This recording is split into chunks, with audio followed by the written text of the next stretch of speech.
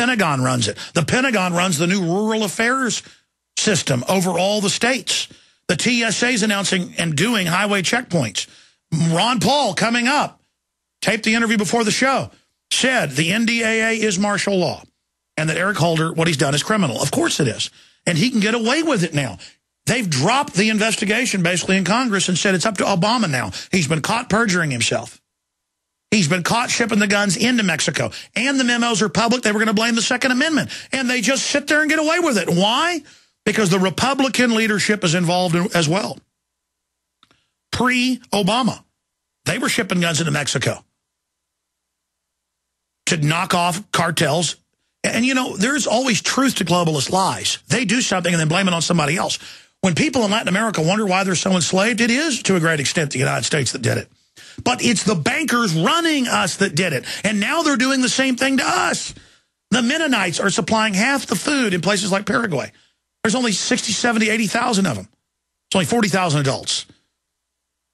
The UN is moving to shut them down and not let them farm. So people will die. And they're using race because the Mennonites stay in their own group to keep their religion. I mean, when they're in Germany, they don't breed with other Germans. When they're in Russia, and there's German communities next door, they're on the frontier. When they're in the U.S., they don't intermarry people with German surnames because it's an Anabaptist group. They're using race there, and they're probably going to shut them down in Paraguay. Get out, Whitey. Okay, goodbye, we're gone. Half the food gone. Tens of millions of people, half the food produced by 40,000 adults. Goodbye, bye-bye, gringo. The UN knows just how to operate. Here come the Mennonites down the road. They throw a hand grenade in. Blow the whiteys up. And it's trendy and liberal because the UN does it. The UN wants all those people starving to death. You see, you got to figure out how this works. My dad was just down there at a soccer game. He was down there helping poor kids. But they took him to a soccer game, and it got through the media said a hand grenade. My dad was so close he saw it. It was a stick of dynamite. My dad knows he grew up on a ranch blowing stumps up with dynamite. It was dynamite. He was about 60 yards away. Guy threw a stick of dynamite in the crowd, blew up the umpire and one other person. Mennonites go down the road with their milk and food they produced to sell at absolute lowest prices, blow them up, boom, dead. That's where America's going. All right, I'm done ranting. I apologize. Let's talk to Carl in Oregon. You're on the air. Alexander Henrik Jones. Hey, buddy. Carl Leon Beardsley, your info warrior, reporting in his orders, sir. Good to have you here. Yes, sir. Thank you very much for the kind email. I got the email from you a few days ago welcoming me to the Prisonplanet family. You bet, sir. Thank you for the support. We couldn't do it without you. Thank you. I just want to run down about 3 or 4 things really quick because time is very short. I just wanted to say hello to Eugene and Betty Jean Martinez down in California. They're the ones that got me involved in the program to help support this mission. So I want to just say hey and thanks and God bless to them and happy holidays. Did you know that Michael Jackson, when he did his This Is It world tour, just before the start of that, he was warning the people about 2012? I knew that he was making anti-establishment comments and things, but I never really followed up on it, and I get a lot of emails about that. What do you know about it? Well, he said, I was looking on YouTube, because YouTube has, thousands of things that are there. They're quite fascinating. And in his warning, he says, we have less than, this is like in 2008, 2009, we have less than 3 years to do something about this, about what's going on in the world, worrying about the New World Order and so on and so forth, or it's going to be irreversible and it's going to be too late.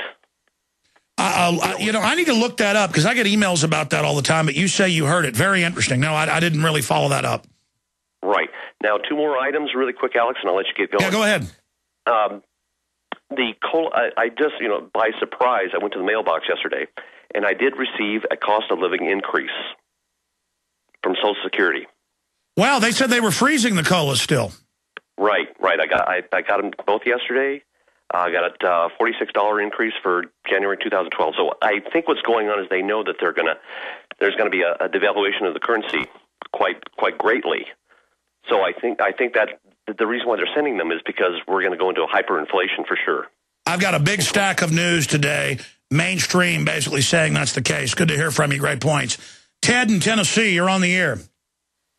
Alex, Ted, I just wanted to say I enjoy your program. Thank you. I find it very interesting. I have one question. You're talking about the oil being shut down in Iran. Most of that oil goes to Europe, doesn't actually affect the United States. Exactly, which the globalists want to implode Europe first. Yes, now you get it. Refineries here in the United States, we make about, 4 to 5 billion gallons or billion barrels. I was just looking at the list every day, and most of that is shipped out. So why don't we just... Are you sure? I think you're talking about million, because the U.S. uses 25 million barrels a day last time I checked, and I think exports about 10 million barrels. I just went through the list on all the 200 refineries. Most of them are owned by foreign countries, and that oil is processed here in the United States and goes elsewhere. We don't get to touch it. No, I know. If you go down to South Texas, you watch the barges leaving with the refined oil, now gasoline. Our natural gas is exported too, but I mean, the issue here is, I'm just telling you, the United States uses 25 million barrels a day. Guys, pull it up. But I mean, what's your final point? More. And we sell it out, but we do not tax it. We tax it as if it was consumed here in the United States. Why don't we go and tax the exported oil as an export, not as a U.S. Produced product? Well, you don't usually want to tax your exports. Okay, we are back, and I want to continue with your phone calls. I did pull up the Strategic Petroleum Reserve, because the guy was talking about billions, and I think he may have read that wrong. The United States level is 21 million barrels a day. My numbers, it's been as high as 25 million barrels, but the economy's shut down, who knows. And a total of approximately 51.2 billion in sour crude. I got to read all these numbers. You know, I'll have to read this later. The USPR is the largest emergency supply in the world with a current capacity of 727 million barrels. So that's the strategic reserve. The current inventory is displayed by the SPR's website. As of May 31st, 2001, the current inventory was 726.5 million barrels. That allows them to manipulate the oil price. It's not really for our security. That equates to 34 days of oil at current daily U.S. consumption level of 21 million barrels a day. That was my point, is they're not exporting billions of barrels a day, because the entire reserve, 726 million. At recent market prices, $65 a barrel, the SRP holds 334.3 billion in sweet crude. That may be the number he was reading. And approximately 51.2 billion in sour crude. That's where he got the 50 billion number, is how much it's worth. Okay, so there we go. I was correct. All right, let's go ahead and talk to... I wasn't like, I'm correct. Look, I showed you I'm correct. I'm into checking myself constantly, because I get things wrong. So let's go ahead and talk to John in Louisiana. John, you're on the air. Go ahead. Hey, Alex, great to talk to you, man. Good to talk to you. What's on your mind? A few things. I just want to say that's great that you interviewed Ron Paul. I'm a huge supporter of Ron Paul. And my aunt knows him personally in Lake Jackson, and said that man is one of the most honest constitutional statesmen that there is. No, he's Dudley Do-Right with 170 IQ. Oh, yeah, he's a great American, and he is the only choice that we have, and that's basically it. Now, he is so real, he's so good, and it just shows you how wicked our so-called media is. They're a bunch of hijacked, lying brainwashers desperately trying to keep the American people under their control. Exactly. The fact that they sit there and do the things they do to him just shows what trash they are. I mean, it's just blatant. It's just if you're open and you can see what's going on, it's just blatantness. Yeah, and the globalist ace in the hole is to have 30 to 50 million illegals here who we can't communicate with and who can't wake up to liberty, who think the government's their friend, to checkmate America ever kicking the globalist out. Instead of all of us just discovering liberty, legalizing freedom, and the whole world could move towards liberty. Instead, we're moving towards World War III. Oh, definitely. And I sent, about the NDAA bill, I sent David Vitter an email, and right before he was supposed to vote, and I also called his office and talked to his stooge aide, who just basically didn't say anything about what David Vitter was going to do, and just said he would pass along the message. Well, after the vote, I got an email from David Vitter.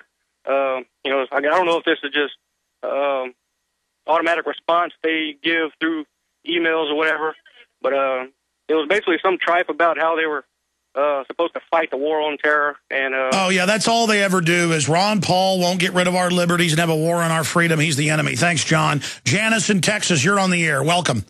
Hi, Alex. I have a little bad news this quick. Last week, they passed a bill like suspending the rules or whatever where it's passed with unanimous consent with no debate. And it gives... Okay, it's H.R.